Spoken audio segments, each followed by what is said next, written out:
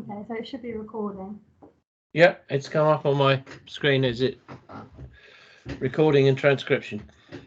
Okay, good evening, everyone. Welcome to the Lower Thames Crossing Task Force meeting held at 6:02 on the 20th of September 2021.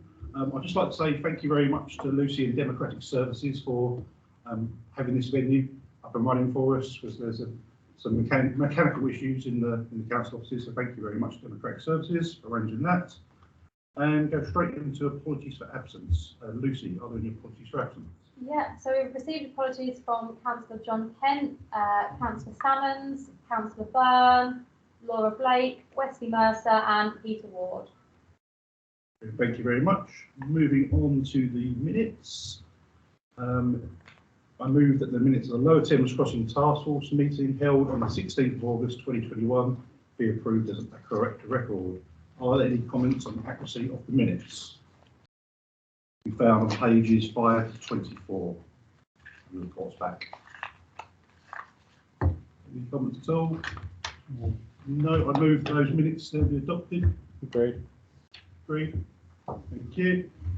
Moving on to agenda item 3, urgent items of business. I have not agreed to any items of urgent business this evening.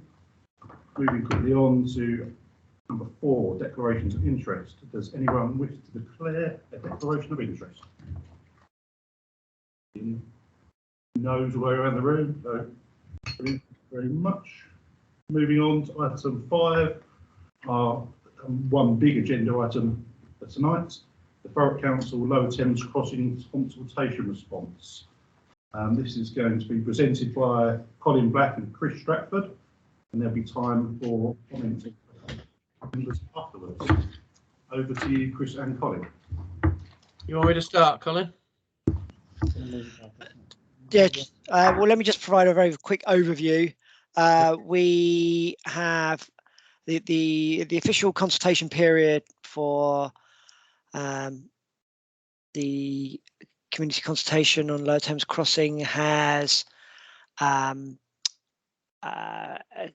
the 8th of September, so that has expired, but we have an extended time scale to submit our response to the 6th of October. It will be going forward to full council later this week, and what we would like to do today is to run through the consultation response as we have the draft consultation response as we have set out for you, and to identify any opportunities for amends, clarifications, answer any questions prior to that finalised submission that we will make later this month. I'll ask Chris if you'll just run us through the summary. There is the paper we have set out for the task force is a summary of the summary, which hopefully is more palatable. There's a lot to digest in terms of all the summary report and all the appendices.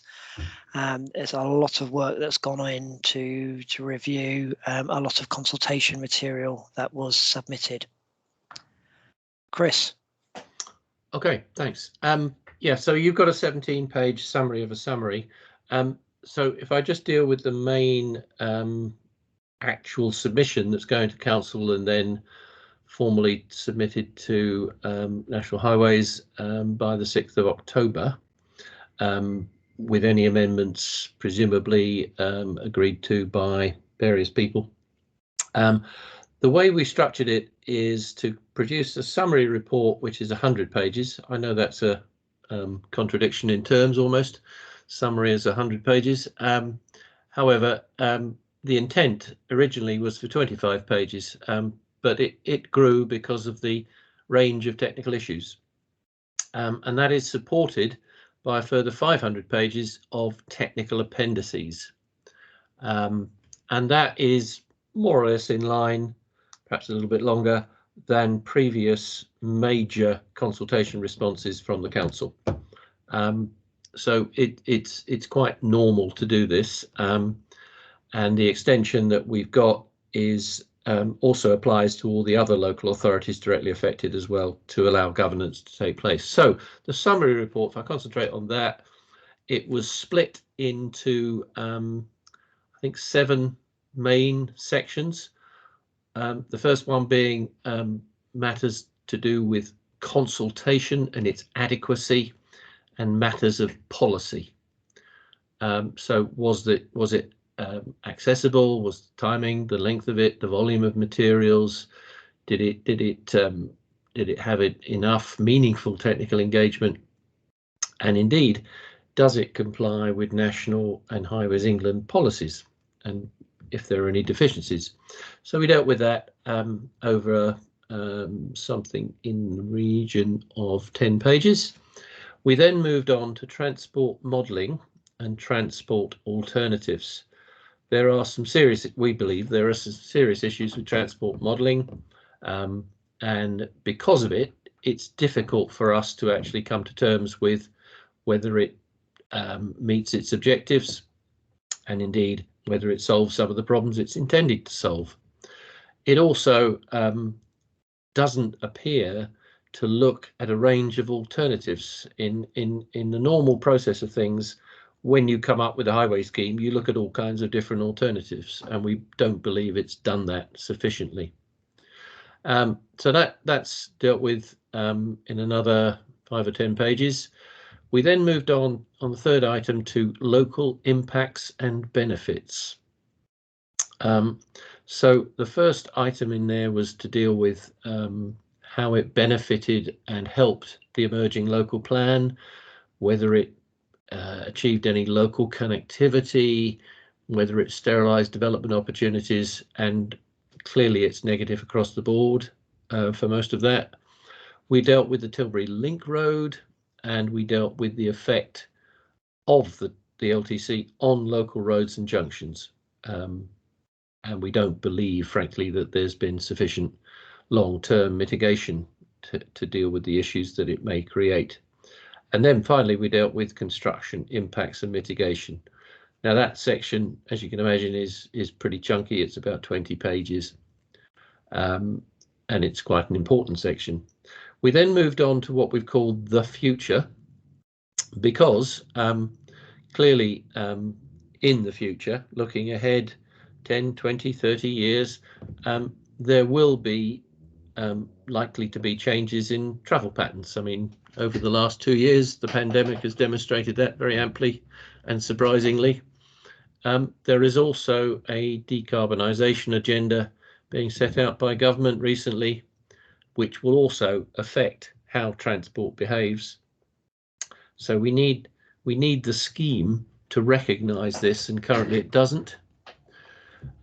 Also, with the emerging local plan and the growth agenda set within the ASLIA area, we don't believe that there are sufficient proposals for the public rights of way and cycling that we hope will come forward through the local plan and through the growth. The third thing is skills and employment. Whilst a lot of good work has been done by National Highways about that, there is still no commitment to legally provide adequate employment and skills commitments that provide not only jobs for local people, but also addressing social procurement and ensuring that local suppliers can have a good attempt at joining the various subcontracts. And finally, in the future, we deal with climate change and decarbonisation in a more thorough way, and how the scheme does or doesn't either contribute to that or ameliorate that. Then the fifth section is about legacy, and that's entirely about the Hatch report and what progress, or rather what lack of progress, there has been on that, and it records all of that and makes suggestions for what we now do. And then the last two sections. Firstly is technical and process matters, particularly the DCO requirements, which are pretty similar to planning conditions. Pretty much all of them, with the exception of the one relating to the travellers, are approved by the Secretary of State in consultation with the local authorities or the local planning authority.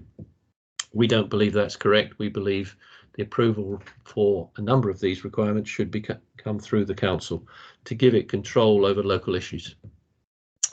There is then a list of all the inadequate, missing and late critical data that we believe is missing. We also have set out clearly the lack of adequate local involvement in what are called control documents. These are documents that they are legally committed to comply with. And then finally, we've done a very thorough review about all of the utility relocations, of which there are many, some of which become national infrastructure projects in their own right. There are 4 of them, in addition to the LTC road.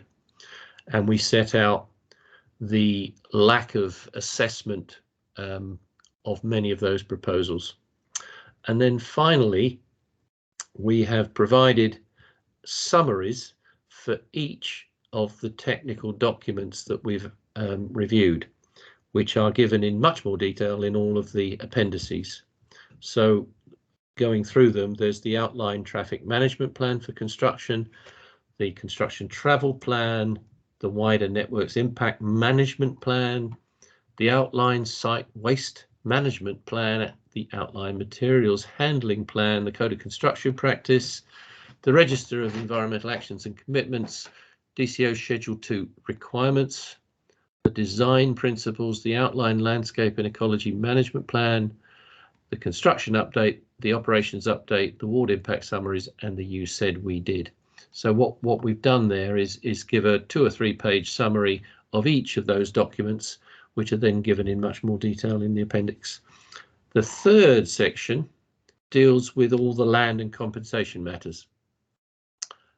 There is a new compensation policy that Highways England, and we called it Highways England because they changed their name after the consultation started, so we've still maintained that terminology, but they've set out a compensation policy which doesn't really amount to a hill of beans, and we've also set out the various, there are I think 174 land parcels in Thurrock's ownership, and we deal with those in a broad way for the simple reason we don't have the detail, and that's obviously the major point about that. And then we set out some a page or 2 of recommendations and next steps.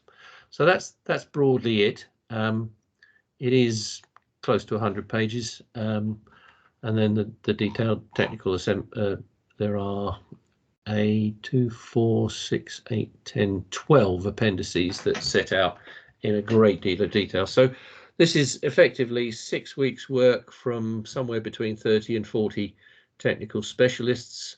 It's been reviewed by a whole range of council officers, and hopefully it will gain your support and any comments, and indeed the council's as well. So if that's helpful to you, happy to take questions. Thank you. I just want to say, I think it's a really good response. Nothing's ever perfect, don't get me wrong. I think it's really good. I think yourselves and the teams that have worked on it, which I'd say my thanks. As we go around the room, I'm sure we'll get others' comments. As long as I've been in Task Force, Chris and Colin seem to always be chasing data from National Highways, Highways England. We never seem to have all of the right data, whether it's air quality, traffic modelling, just to name 2 of the most important ones that always spring to mind. Is there a bit of a list you could run through of different data that you're missing, different data sets you'd like to have seen more of, like baseline data? Yeah, I mean, three. Let's deal with 3. When we eventually gained the extra month, prior to that, several authorities wrote to Highways England and copied it to the Planning Inspectorate, suggesting that because there was inadequate information, we needed more time in order to cope with it, because it wasn't available. So the three things are, first of all, a whole range of different data related to traffic modelling. We don't have adequate validation of local transport effects. And part of the reason for that is that they take their peak morning hour as 8 till 9, whereas in Thurrock it's 7 till 8. Or vice versa. Is it vice versa, Colin? Might be the other way around. Anyway, what it means is that they'll take a set of results of traffic. It's the other way around, yeah. So they take 7 till 8, and Thurrock obviously goes to work in its peak hour between 8 and 9. Consequently, the amount of traffic they're counting is far less than it actually is an hour later. So that's sorry, just to clarify, sorry to talk over you, Chris, but I think what we're asking them to do is undertake sensitivity testing to demonstrate that actually the 7 to 8 peak that they've modelled is appropriate for testing local road impact, where the impact is more pronounced 8 till 9. So we haven't seen the data that demonstrates that it's appropriate to use that same data yet. The second item is they have done a number of noise and air quality assessments, but because the model keeps changing and being updated because of changes to the scheme, the air quality and noise monitoring and assessment has to then follow the results of that updated modelling, and we're still awaiting for the air quality and the noise modelling to know whether there is any additional impacts or whether they have to do any additional mitigation. And the final one, which I'm sure the task force are fully aware, is that we're still awaiting a great deal of information on impacts and mitigation related to health impacts. I mean, we did the report, if you remember, a couple of meetings ago, where we set out a summary of the procedural or the methodological problems with the health impact assessment. Now, we've had quite an encouraging response from Highways England as to how they're going to deal with that, but we're still awaiting any detail. So we don't know what the health impacts are likely to be, and furthermore, what the mitigation is necessary in order to address those. So those are three big things which, you know, without them, it's very difficult to come to a conclusion other than a negative one. And I think it's generally fair to say that there's a certain amount of gloss within some of the reports, particularly the ward summaries, where Highways England tried to make it out clearly that all the mitigation they're proposing is actually adequate to address all the impacts, and it really isn't the case. I think that's quite a theme through the report as well, that there's not enough mitigation for a project this size. Yeah. And I don't think there really ever can be. But yeah, that's my initial opening question. I'm going to open up to the committee. Can I just check one thing to clarify my thinking? Chris talked about a 100-page summary. We've got a 16-page summary. Is the 100-page one available for us? Sorry, could you speak up, please? It's really difficult to hear this one. I can answer that, Robert. It's I think that was Robert, wasn't it? Yeah, it was. Yeah. Yeah. In the council, the next council meeting, within their full report pack, the summary report and all the appendices are available. Lucy, could you provide members with a link to that? Yeah. I think it's scheduled for Wednesday evening, but it may be delayed by a day or two. But the report pack is there because I've seen it.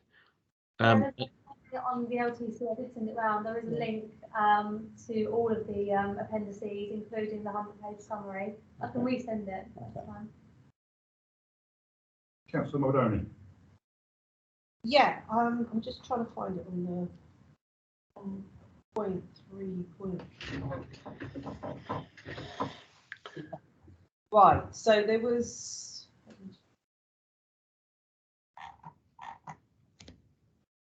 a point that you make, and I think it was under consultation and policy. It might be under the next section.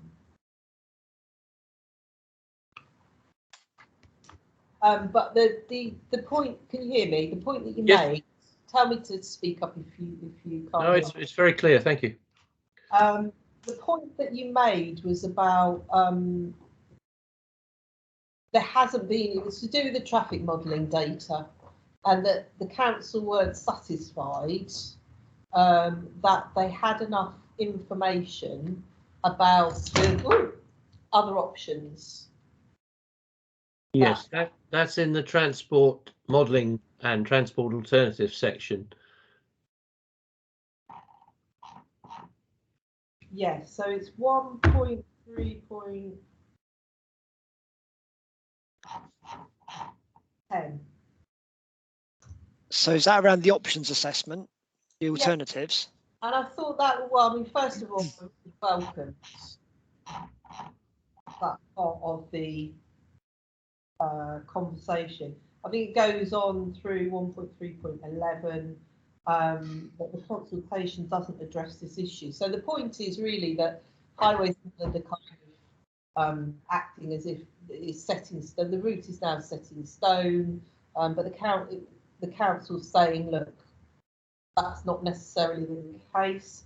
And the recent experience of the A38 and the A303 schemes suggests that it's not a safe option to assume that that conversation is necessarily over. I was just wondering if you could say a bit more about that, because from my point of view, and obviously I come at it from a health perspective, mainly,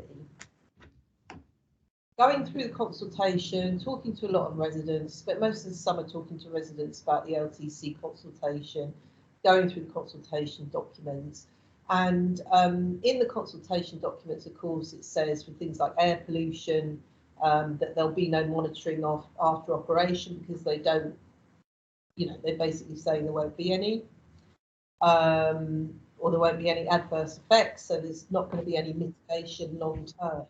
But then reading about things like PM 2.5, which hopefully the government is going to vote to start regulating after the Lords have voted for regulation at World Health Organization levels.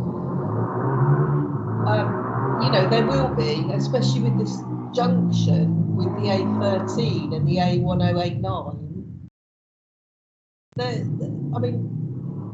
I'm not a technical air quality person, but I mean, surely from first principles, if you've got a huge spaghetti junction where cars are slowing down, come on and off, going around very sharp bends, to do that, you're going to have a lot of PM 2.5 from tyre wear and from brake pads, etc., etc. And that junction is so close to so many of our schools, to the new school that they're building, and obviously to, from a ward perspective, to the north part of Chadwell St Mary, but also Little Thurrock as well. I mean, they're severely impacted by that junction. The road goes within 100 yards of Chadwell flats at the top of Godman Road, and those houses there, Wickham Field, Wickham Road is similar. So, but Highways England can say there isn't going to be any air problems because it doesn't have to take into account PM 2.5. So it was quite surreal at the consultation, sort of having this conversation. And one thing I must note is there wasn't an environmental expert on hand to actually answer questions about air pollution at the event in Chadwell. And from what I understand from other people, that was the case across most of the events, if not all. So we kind of got this surreal situation where Highways England is sort of saying to people there's not going to be any problem with air pollution.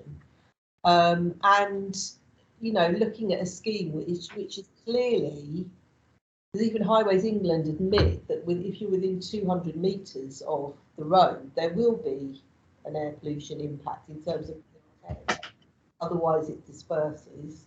I mean, we could get into a conversation about, well, where does it disperse to? And surely what goes up has to come down somewhere. Where is it going to come down? But we had, for me, that was the most surreal part of the consultation. So we had Highways England saying there is not a problem, there will not be a problem, we don't have to mitigate, and clearly because this isn't going to be, this scheme probably isn't going to be assessed against up-to-date findings about different types of air pollution, and particularly about PM 2.5. They can say that, technically it won't, as far as they're concerned. Whereas in reality, this is going to have a huge impact on people's health. It's going to have a huge impact on, especially our children's health. And what can we do? So I was glad to see that this question of the route was opened up on in the consultation document again, opened up for discussion. And I just wonder if you can say how much of a chance does this give us to be able to negotiate a different route away from residential areas with Highways England at this point in the process? Wow. So, shall I take the first bit regarding kind of their observations on air quality? We obviously share those concerns about air quality being generated, and we have asked National Highways to provide the evidence to demonstrate that the impacts on air quality will be negligible or be within limits. And we haven't got that information yet. We're not satisfied that we have that information. So a strong part of our consultation response was we need the data, and we need you to demonstrate the how you draw this conclusion, because we don't we can neither agree or disagree at this stage, because we just simply haven't seen the evidence to suggest that this is the case. In terms of the PM 2.5 and the Lord's approval, it's difficult to know the timetable for the Environment Bill becoming an act, but there are indications that it may well become an act before the DCO is submitted. Now, if that is the case, it strengthens the council's and other councils' view that PM 2.5 ought to be measured separately and not built into the PM10 calculation. So I can only hope that that sequence of events plays out as I've just suggested. In terms of the layout, Councillor Muldowney, the council for quite some years now, long before I got involved, has always questioned the nature of the A13 junction. It is quite complicated, and it prevents movements to the west pretty much, whereas the A2-M2 junction to the south pretty much caters for every movement. And so the council's always had an issue with, well, okay, if that is the end result of your alternatives analysis, please show us your alternatives analysis to demonstrate that that configuration of a junction is the right one, so we can scrutinize it. And so far that hasn't happened. Also, as you point out in 1.3.10, the second point we're trying to stress, which is done in more detail in section 2.5, is there is likely to be some significant local growth, and in the Thurrock area. Now, this is an issue that other local authorities have raised as well, because in Medway they have got a HIF bid approved for a large housing area, and yet under the DFT rules for how the modelling is dealt with, which are called WebTag, they don't have to account for that growth because it's not formalised yet. Similarly, Gravesham are at a fairly advanced stage with their local plan, and they're proposing some growth which also can't be built in until the local plan's approved. So there are some significant areas that they're just not building in, which may cause the road to, perform badly because of that extra growth. And the last one we've stressed in that section is the effect on the local road network. It's all very well saying, well, the flows on the LTC and on the M25 and on other trunk roads are within limitations, but actually we're saying that the effect on the local road system, either through rat running or through the bad performance of certain junctions, such as the Orsitt-Cott roundabout, we haven't yet seen the evidence that it's okay. And furthermore, if we haven't seen it's okay, how do we know it doesn't require even further mitigation? So there's a whole range of things that they're just not coming clean on. Does that help answer the question, Councillor Muldowney? Yeah, I think you've answered most of it. Also, the point about the A38 and the A303. Oh yes, of course, yes. Well, both of those schemes went through a DCO process, and they were both refused. Yeah. Now, when they went to an appeal process, having the Secretary of State overturn the refusal recommendation to an approval, it was then refused. So, and the reason for the refusal in both cases relates to the lack of alternatives shown. Now, in the case of the A303, it's obviously a major heritage location, and the alternative I think they were talking about there was the lack of an extension to the proposed tunnel underneath Stonehenge. And I think what they wanted to be demonstrated is why is it not possible to just extend the tunnel and therefore not cause any impact. So they wanted to see the alternatives analysis, and it just wasn't there. So it went through a refusal recommendation, an approval by the Secretary of State, and then on appeal it was refused and turned down and by the High Court. So now it means that they've, and something similar but not on heritage issues, went through the A38 in Derby, and that means that they've now got to reevaluate the scheme completely. Now those two precedents give LTC and us a chance to push for more evidence about alternatives. That's the reason we've mentioned them. Is that okay?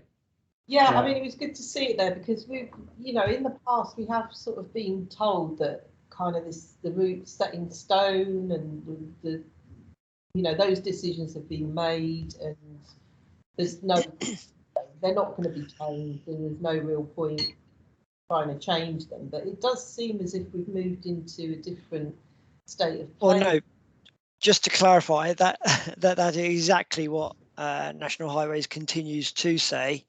Yeah. However, we think that the recent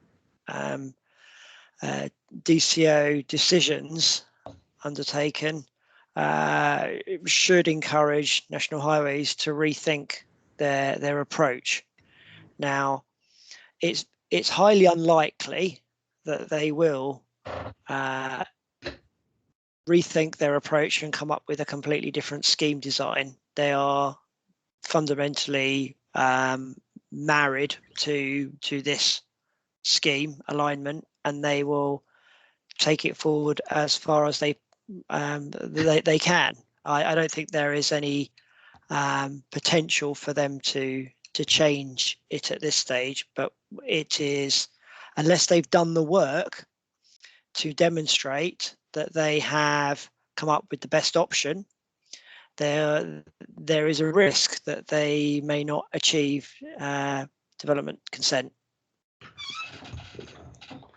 Yeah, thanks for the clarification. I think that was an important one. I mean, that is kind of what I expected. They're not going to change their minds, but it does mean that there is a possibility that we've got more of a chance to go for the refusal. It should certainly focus their thinking. Thank you, Councillor Mulroney. I echo your thoughts on that as well. It's more positive, I think, than what we've had in the past, and I think that they've done a really good case of support backing it up. Yeah. I mean, overall, just a sort of sideline, really, you can see that the government agenda, decarbonisation, climate change, the impending environment bill, the recent decisions on large highway schemes, there's a sort of sense of direction here that supports the council's opposition. You know, we've got a much more friendly environment in which to make all our criticisms now, I think. Yeah, I mean, it feels more that way than ever before. Yeah, absolutely. You know, certainly for the 2.5 years I've been on the task force, this seems like the most sort of positive situation for us, that a lot of factors do seem to be coming together. Let's just hope they do come together in time to save us from this road. I think the key thing to look out for is whether there are any senior politicians in government wishing to distance themselves from this project going forward, and that'll give you an indication of where government commitment is. Certainly not seeing that at this stage, but there's a lot of twists and turns to go through before they'll make a decision. I think it's going to be increasingly difficult in the light of the decarbonisation agenda to claim that a scheme of this magnitude is crucial for the future economic development of the UK. Yeah, absolutely. I think is a good footnote to this. I'm really glad that so many residents of Thurrock took part in the various consultations and didn't just sort of lay down and accept what was being put on the table by Highways England, that have taken things to such a point in time where things are now catching up on the environmental side of things. So I'd like to say thank you to everyone, all the Thurrock residents engaged with the consultations throughout the years, and look out for what's coming around the corner. You never know. Councillor Chuckle had a question. Thanks for the presentation. Do we have the figures about how many people that actually responded for the consultation? Yes, I was just thinking that. There was an announcement made by Highways England. I was on holiday at the time, but I did notice it. And Colin, you must help me here, but I think it was like 16,000 or 26. That's the memory I have. It was 2,700. Was it? On the latest one, I believe it's around about 2.5. Yeah. Oh, really? Okay. Well, that's because they were up to 1,900 when they came to the last task force. So. Okay. All right. I mean, it's probably on their website. I haven't really seen the latest information. Do you happen to know it, Colin? Off by heart? No, I haven't seen the number. Chris, I think there's been some numbers put on social media around interactions. Yeah. As to their consultations, and those numbers were quite high because I think it's sort of like website hits and things like that. But right. I haven't got it. I was sent an email from Highways England that told me what the figures were. From memory, I think it was 2,700 responses. Obviously, that would have been as it closed, so they were accepting. Here we go. Just on their website, 2,700 responses at initial count. 2,500 visitors to 18 events, 95,000 visits to consultation website, 274 registrations for the webinars, 8 days of callback sessions. Yeah, I'll put the link in the chat so Lucy can circulate. Yeah, I still want to, you know, when you said that there is no mitigation relating health impact so far, do you have any idea when we should have one? Because, you know, health impact is very, very crucial. Yes, absolutely it is.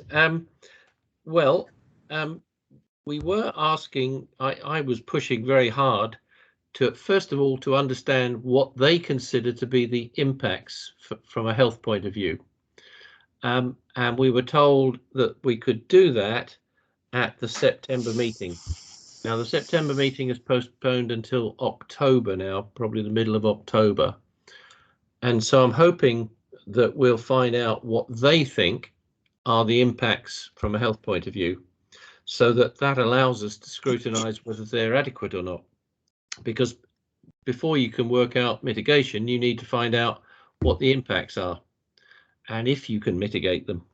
So given that they are somewhat delayed, I think, trying to deal with all these responses, I mean, our response is going to take a lot of time to analyse, and Thames Crossing Action Group have also submitted a 70-odd page.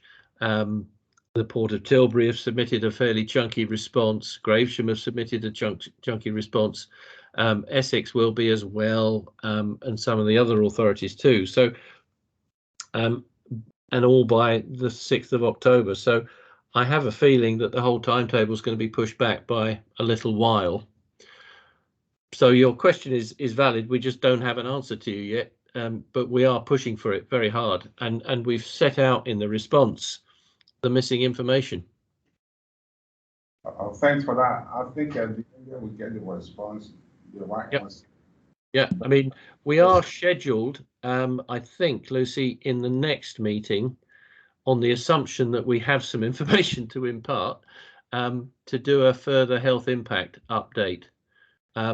I have a feeling that may not happen because they're a bit behind, but if there's information, we'll share it with you.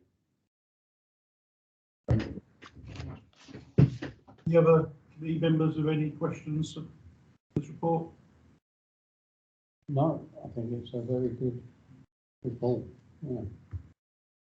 Yeah, I think overall feedback for you, Chris and Colin, that yeah, it's all quite positive, really. I think from the committee in terms of the response consultation. Yeah, I mean, Colin did say at the beginning that this is part of the process. So once this has happened and they've gone through their re-evaluation and possibly further amendments, when they eventually get to their DCO submission, we do have several more goes at this. First of all, there's the adequacy of consultation once they've submitted. And right now, if I had to make a judgment as to whether it's adequate or not, I'd say it isn't, because it's just not meaningful. You know, there's a lot of consultation going on. So from a quantitative point of view, you know, they can demonstrate many meetings, lots of document sharing, but actually they're not changing much. So, and then after that, once, assuming they get through that process, and that's in doubt anyway, the council then has to submit a local impact report, which is a pretty chunky document, and which local impact report, if you view it like it's a technical document, so it's a technical analysis, much like this was. But then there's also written representations, which can be much more evocative and, if necessary, political even. So it gives you two bites at the cherry, a very technical one and a not so technical one, if you like. And this response that we've done provides a lovely grounding to to springboard into those documents when it comes forward. So it's not been wasted time. It's been very useful preparation. And just to build on that, I think what's equally encouraging is that there is a consistency in our approach between local stakeholders and their consultation responses. So if you look at the Port of Tilbury response, you look at Port of London response, if you look at the Thames action group, there's some common themes that run through those, and they embellish each other and strengthen the need for some alternative thinking by National Highways rather than provide confusion and contradictions. Thank you. I mean, correct me if I'm wrong, I'm trying to remember off the top of my head, but once the DCO goes in eventually and it goes through to the planning inspectorate, the period of where there is people can make representation, will that be in person now or by video? How's that? It can be both. The virtual representations were largely a function of the pandemic, but as we gradually emerge from that, it's a matter for the inspectors to decide, but there should be provision for both going forward, because I mean, on the assumption, say that they make their submission early next year, the actual examination probably wouldn't begin until the summer, by which time everyone will have had their booster jab. We should be out of the woods a bit. So there's provision for both, and that starts once the application has been accepted. You can then register, and there are advice notes, which I can send you a link to them. Advice notes 8.1, 2, 3, 4, and 5. They set out how the public get involved in different ways, and they're produced by the Planning Inspectorate. Do you want me to send you a link to those? Yes, please. You can circulate those with the task force just so we can have fair residents. So when that time comes. Okay. Okay. Yep. Councillor Muldoon had a question. Yeah. I just wanted to echo first of all what Councillor Massey said about residents who keep coming along to these consultations and keep making their views known and engage after, I don't know how many we're on now, 3 or 4. I mean, Councillor Chuckweir and I did a lot of work over the summer talking to local residents, and there were a lot of local residents that did know about the scheme, because of past work that's been done in Chadwell to let people know.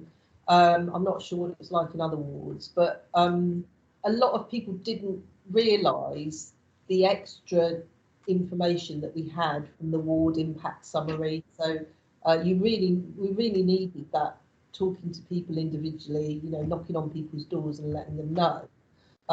It did reignite some people who'd opposed the scheme quite vociferously in the past, and said, well, I wasn't going to bother because it's a done deal, isn't it really now?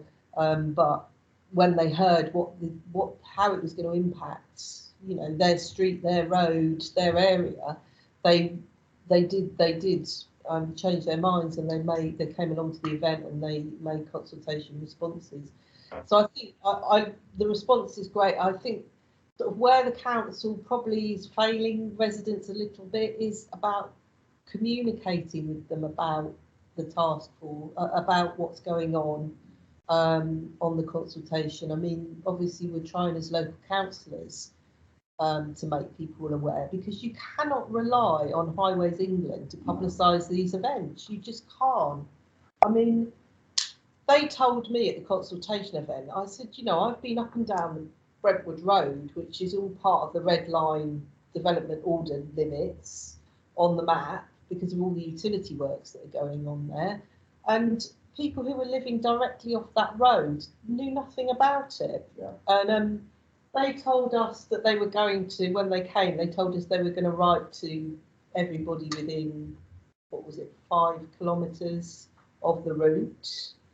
Well, they didn't write, I thought they were going to write letters, but they were like, no, no, no. I mean, there was one tiny little flyer which was about the consultation, extra consultation events, and then which I did get as a resident. And then there was a big flyer, I've still got no idea what it looked like because I didn't get one as a local resident, which explains more about the consultation. But the colour of them, they looked as if they were, nobody had seen them that I spoke to, and I spoke to hundreds of people over the summer. And the colour of them, they just looked like a pizza, you know, or a takeaway menu. I'm sure people have just gone, oh, you know, stuck it in the recycling bin, you know, like I do with pizza takeaway menus. Hang on to the Indian ones and the Chinese, but the pizza ones go in the bin. Yeah, so you cannot rely on Highways England to do the publicity when they say they did. And when I questioned them at the consultation event about that, they said, oh, well, letters don't work either. They said, when we do knock and drop, quite often the letter's there on the person's sideboard, on the person's floor or sideboard or whatever, in the hall, and they haven't opened it. And I said, well, how much knock and drop did you do? And they said none. So they did no knock and drop. So I don't know what fantasy knock and drop they were talking about, but yeah, I mean, yeah. I mean, people in Chadwell Flats, they didn't know about it. They're going to be 100 yards away from the road. It's just like extraordinary. Yeah, because we still getting letters from people that did not know about the consultation. You know, I think the communication was so poor that information didn't go around. In as much as we tried to let people know about what was going on, you know, those people that were left behind, is there any way you can still get in touch with them? I mean, none of this seems to go with council newsletters or the, you know, lots of people are signed up for the newsletters now, I hear, from the communication strategy. Well, do we need to have a piece in there? Well, I mean, it's too late now, I guess, but maybe when we cut, if they do manage to get their DCOs submitted, and there's a chance for people then to register and come along and have their say in the DCO process. But I think that would be my criticism of the council's response, is there's not enough communication with local residents. And, you know, there's only so much you can do when there's only a few of you, or, you know, there's only 3 councillors in most wards. We've got 10,000 people in Chadwell. Again, this first consultation in Chadwell just for a day was not enough. Yeah, if there was enough time, Highways England could have arranged for more of face-to-face consultation in Chadwell, at least 3 times or more, so people can actually turn up. Because as Sarah has said, the information did not go around. No, you didn't. I think what you're talking about, both of you, is simply the result of consultation fatigue. I mean, when you've had 4 consultations which have been quite mixed in their quality, and like you say, you know, when you send round flyers or letters, often people don't look at them, and yet you've ticked that, well, Highways England have ticked that box, and I think people are just fed up. I mean, I'm pleased to hear that the ward summaries fired people up a bit. That's good. I mean, the ward summaries were a useful document, don't get me wrong, but they were a bit of a gloss job. They tended to sort of indicate that any problems have really been solved, and they really haven't. So I totally agree with that. But I think it was the personal contact of actually being there and translating what it actually means to people. So I think it's really important just to highlight where we are in the consultation process, because we can continue to make representations right the way up until DCO. You don't have to wait until there is a formal consultation in order to set out your thoughts to highways, sorry, national highways. There is even if we now set out another consultation, another response, they will national highways will need to take that in consideration when moving forward. So it doesn't have to just be in response to the consultation.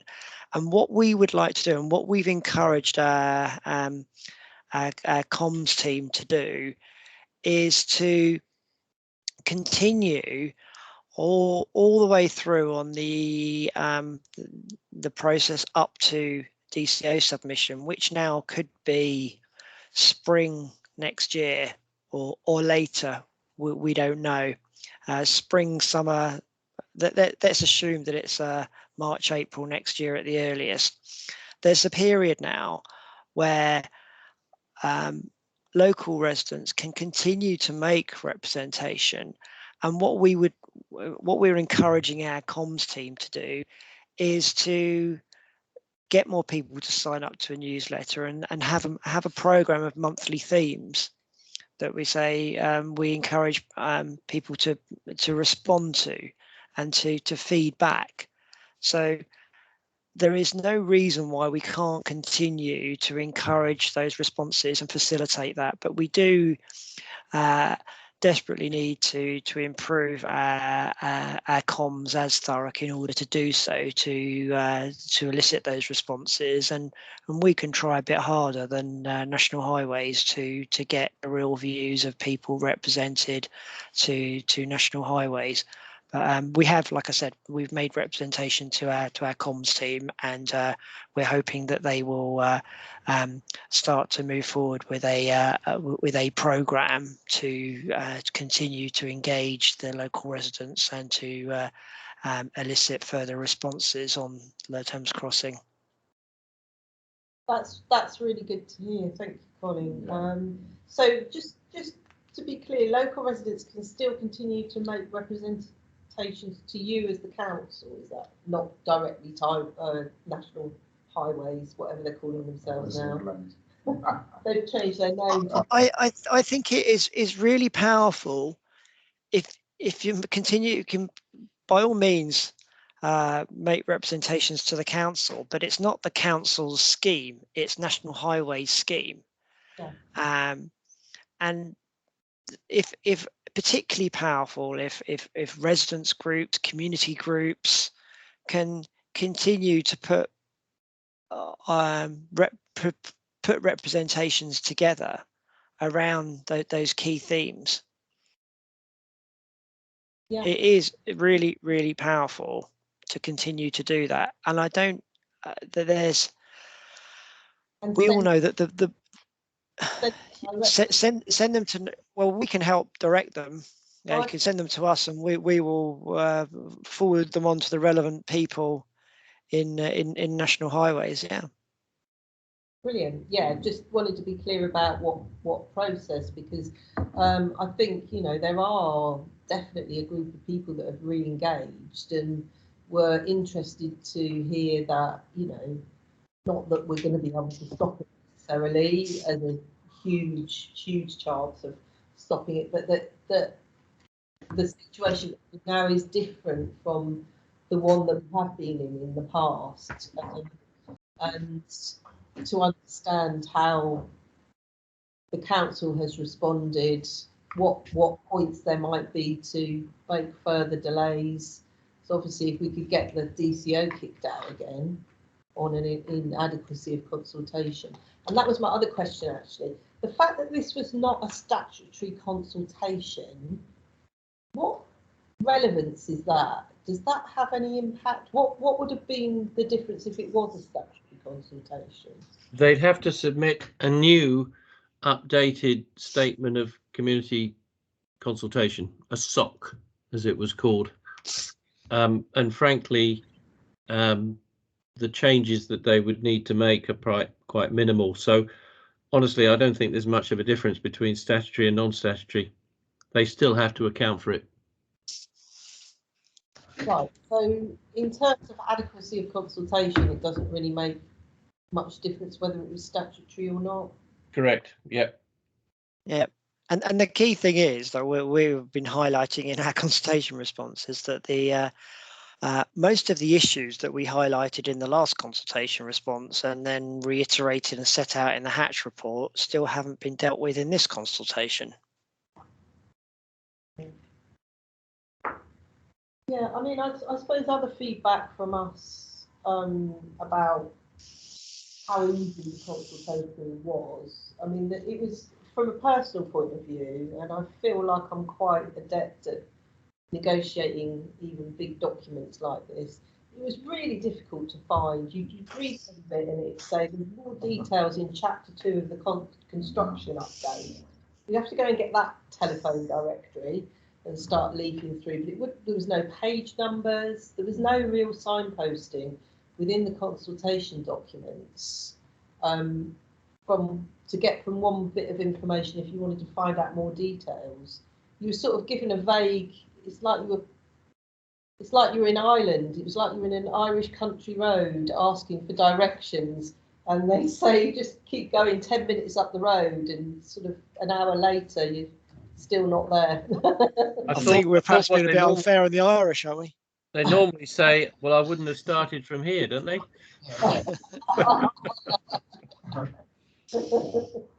Yeah, even those maps, I find it very difficult to understand those maps, you know. It's a kind of even some resident couldn't actually understand that as well. Well, one part I found, Chris, is that one map for noise showed the noise but not the houses. So you had to overlap the map of the houses on top of the noise map to see how the houses are actually affected. Yeah, I know. It was not very clear. I mean, you guys had difficulty finding your way around it. So did we. And the number of times we had to write in email to them and say, where do we find this information? Because it was 3,500 pages and it wasn't immediately obvious. I think it was stitched together in an slightly unrelated way. Yeah, it wasn't user friendly. No. Friendly consultation. And then at the consultation event, you got a different answer depending on what person you asked. Yeah. And then some people who then started looking at it, and I said, well, no, because you say this on whatever page it is of your thing. And then the people who were looking for the information in their own consultation materials then couldn't find the answer. Yeah. That was quite amusing. So how local residents were supposed to make head nor tail of it, I really don't know. So I shall get our local community forum to put together a representation about that. Yeah. Thank you. Any other comments or questions from members of the committee? No. There is some recommendations to go with this report. I'll read them for the benefit of the recording. I think they're not always the easiest things to find for members of the public. So the task force recommends to council that 1.1 maintains its opposition to the Lower Thames crossing in Thurrock, pursuant to section 42(1)(b) of the Panel Act 2008, objects in principle to the proposed scheme. Recommendation 1.2 agrees consultation responses set out in Appendix A, summary review of the community impacts consultation, and B, appendices A to K, and that these should be submitted to Highways England National Highways by 6th of October 2021. Recommendation 1.3 agrees to delegate authority to the Chief Executive and Corporate Director, Resources and Place Delivery, in consultation with group leaders, portfolio holder for regeneration, and chair of the Lower Thames Crossing Task Force, to make any final minor changes to the consultation response which may arise through consideration of the consultation response by council on the 9th. Are we happy to take those recommendations 1.1, 1.2 and 1.3 on block? Yes, that's unanimous agree across the committee. Just want to say thank you very much, Colin and Chris and your teams. I think the response is really good. It's been really well supported by this committee. Thank you for all your hard work. Great, thank you very much. Thank you. And well done, Lucy, for setting this up. It worked pretty well. Shows agility. Thank you. Yeah, good stuff. Thank you. Thank you. Good night. Thanks. Thank you, everyone. Bye-bye. Moving on to agenda item 6, the work programme. It's included on pages 25 to 28 of the agenda. Does any member have any further items they would like to add in?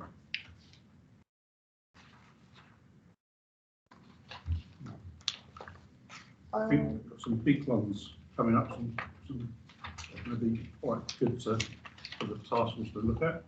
Sorry, I'm just trying to get back on The skills and employment strategy, which Councillor Kent asked for, coming back next month. I think that's assessment update, which we've spoken about tonight. No, we spoke about that briefly. Sorry, but cross now. It might have been we spoke at the pre-briefing and then it's weren't there for that. And we might go like brief away for that. Yeah. So health impact assessment update. Just trying to remember what we did speak about it, but yeah, they're going to have some coming back in October. But it's going to be depending on the date when that information is available. because that was delayed. Actually delayed. Because of the way the consultation responses. Oh, it might have been discussed in the actual meeting and not the I'm sorry to confuse everyone. No problem. I think I've confused myself. Anything else anyone to add to the work programme, or are we quite happy to move forward with that? I thought it was on there, but maybe it isn't. The compensation documents, which somebody sent it. Might have Chris sent it to me. done. I can't Maybe remember. it's you or Chris. I can't remember. Yeah, the compensation document. I think that might be good to bring to. Is that what we touched on in the meeting regarding the house compensation? Not the sort of like statutory when you're blighted, you get this was. Do you remember we had a conversation when Matt Palmer came along to task force and I was trying to push for some kind of allocation of money to do with health, you know, people who have got health issues and to be either temporarily or permanently relocated. I think council wouldn't. That was like a fund for Yeah. the health impact, basically, of the. I think it was their kind of answer to that, but it wasn't what I asked for. But I think it would be useful for us to look at it on the committee to see how Yeah, I think so too. stingy it is. Yeah. Because it might help frame what we would like. Okay. Yeah, we can take that back and see what report we can bring to the task force. So that myself, it's a good idea.